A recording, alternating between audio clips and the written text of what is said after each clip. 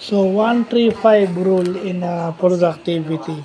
So, yung 135 rule is made up of one big mission. Yung one big mission na yon is divided into three medium things. And then, yung three medium things na yon is divided or synthesized into five small things. So, para ma-breakdown mo siya, gagawa ka muna ng five small things.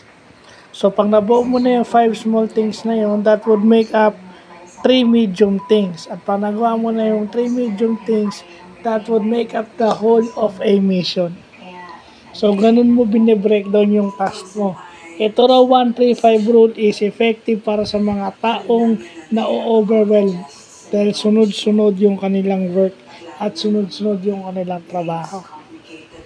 So, yun lang yung importanteng nalalaman natin. Another productivity rule. So, yun lang po.